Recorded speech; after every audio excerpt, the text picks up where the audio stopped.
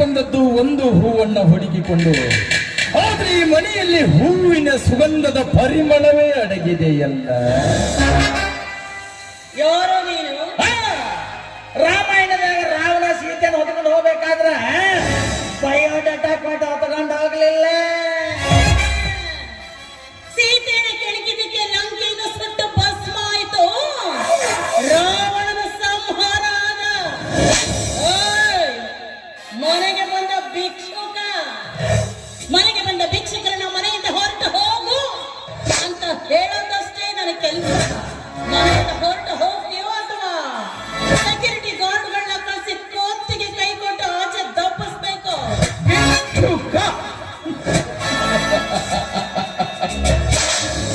ಭಿಕ್ಷುಕ ನಾನಲ್ಲ. ಇಷ್ಟೊಂದು ಆಸ್ತಿ ಅಂತಸ್ತು ಐಶ್ವರ್ಯವನ್ನು ಇಟ್ಕೊಂಡು ಇನ್ನೊಂದು ದೇವರ ಹತ್ರ ಹೋಗಿ ಇನ್ನಷ್ಟು ಸಿರಿ ಸಂಪತ್ತಿನ ಸುರಿಮಳೆ ನೀಡು ಎಂದು ದಿನನಿತ್ಯ ಬೇಡಿಕೊಳ್ತಿದೆಯಲ್ಲ, ನೀನು ನಿಜವಾದ ಭಿಕ್ಷುಕೆ. ಸೀದಾ ಲೈನಿಗೆ ಬಾ. ಆ ಮುದುಕ ಗಂಡನ ಕಟ್ಕೊಂಡು ಏನ್ ಸುಖ ಅನುಭವಿಸ್ತೀಯ? ಈ ನೀಲಕಂಠನ ಸಂಗ ಮಾಡಿ ನೋಡೋ, ಬಂಜಿಯಾದ ನಿನಗೆ ಮಕ್ಕಳ ಭಾಗ್ಯ ನೀಡ್ತೀನಿ. ಹೆಣ್ಣು ಮರಿದರೆ ನಾರಿ, ಮರಿದರೆ ಮಾರಿ. ಭಾರತ ನಾರಿಯನ್ನ ಕೆಣಕಿದವರು ಈ ಭೂಮಿಯಲ್ಲಿ ಬದುಕಿರೋ ಇತಿಹಾಸವೇ ಇಲ್ಲ.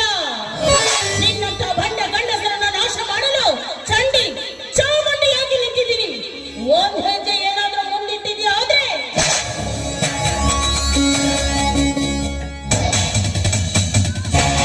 ಎದೆಯ ಗುಂಡಿಗೆನೆ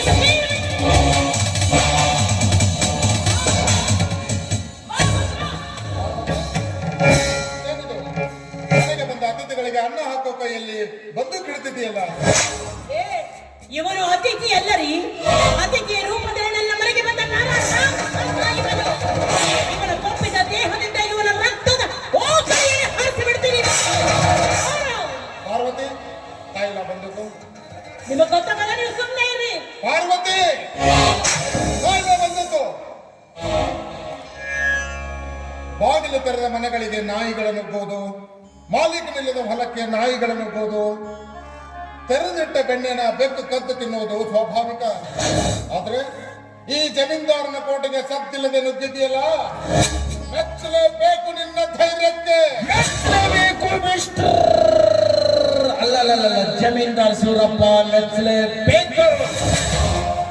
ಆದ್ರೆ ಮನೆಗೆ ಬಂದ ವೈರಿಯನ್ನ ಅತಿಥಿ ತರ ಸತ್ಕಾರ ಮಾಡಿದ ನಿನ್ನನ್ನ ನಾನು ನಿಜವಾಗ್ಲೂ ಮೆಚ್ಚಬೇಕು. ಆದ್ರೆ ನಾನು ಬಂದಿದ್ದೆ ಬೇರೆ, ಇಲ್ಲಿ ನಡೆದಿದ್ದೆ ಬೇರೆ. ನೋಡ್ಲಿಕ್ಕಂತ 12ನೇ ಶತಮಾನದಾಗ ಬಸವಣ್ಣನವರು ಒಂದು ಮಾತು ಹೇಳ್ಯಾರ. ಮಾಡಿ ಮಾಡಿ ಕೆಟ್ಟರೋ ಮನವಿಲ್ಲದೆ, ನೀಡಿ ನೀಡಿ ಕೆಟ್ಟರೋ ನಿಜವಿಲ್ಲದೆ, ಮಾಡುವ ನೀಡುವ ನಿಜ ಗುಣಗಳುಳ್ಳೊಡೆ, ಕೂಡಿಕೊಂಡೆ ನಂಬೆ ನಮ್ಮ ಕೂಡಲ ಸಂಗಮ ದೇವ ಅಂತ. ನೋಡೋ, ನಿನಗೆ ಹಣ ಬೇಕಾದ್ರೆ ಹಣ ಕೊಡ್ತೀನಿ, ಉದ್ಯೋಗ ಬೇಕಾದ್ರೆ ಉದ್ಯೋಗನೂ ಕೊಡ್ತೀನಿ, ಇನ್ನು ಅಧಿಕಾರ ಬೇಕಾದ್ರೆ ಅಧಿಕಾರನೂ ಕೊಡ್ತೀನಿ. ಆದ್ರೆ ನೀನು ಮಾಡೋ ನೀತಿ ವಿರೋಧಿ ಕೆಲಸನ ಇಲ್ಲಿಗೆ ನಿಲ್ಲಿಸ್ಬಿಡು. ನೀನ್ ಹಣ, ಅಧಿಕಾರ, ಆಸ್ತಿ, ಅಂತಸ್ತು ನನ್ನ ಬೂಟಿನ ಸಮ. ನಾನು ಬಂದಿದ್ದು ನೀರು ಹಾಕುವ ಭಿಕ್ಷೆನ ಕೈ ಒತ್ತಿ ತೆಗೆದುಕೊಂಡು ಹೋಗೋದಕ್ಕಲ್ಲ, ಒಂದು ಮುಖ್ಯವಾದ ವಿಷಯನ ಹೇಳಕ್ ಬಂದೀನಿ. ಈ ಆಸ್ತಿ, ಅಂತಸ್ತು, ಹಣ, ಅಧಿಕಾರ ಯಾವಾಗ ಪಡ್ಕೋಬೇಕು ಅಂತ ನನಗೆ ಚೆನ್ನಾಗಿ ಗೊತ್ತೈತಿ. ಆದ್ರೆ ನಿನ್ನ ಮಗಳಾದ ಶ್ರಾವಣಿನ ಮದುವೆಯಾಗಿ ಹೊತ್ಕೊಂಡು ಹೋಗ್ತೀನಿ ಅಂತ ಹೇಳಕ್ ಬಂದಿನಿ. ಯಾರ ಮುಂದೆ ಬಂದು ಏನ್ ಮಾತಾಡ್ತಿದ್ದೀನಿ ಏನೋ ಪ್ರಜ್ಞೆ ಇಟ್ಕೊಂಡು ಮಾತಾಡು. ಇಲ್ಲಿವರೆಗೂ ನಿನಗೆ ತಿದ್ದಿಕೊಳ್ಳಲು ಅವಕಾಶ ಕೊಟ್ಟಿದ್ದೆ, ಇನ್ನು ಮೇಲೆ ನಿನಗೆ ಸರಿಯಾದ ಪಾಠ ಕಲಿಸ್ತೀನಿ.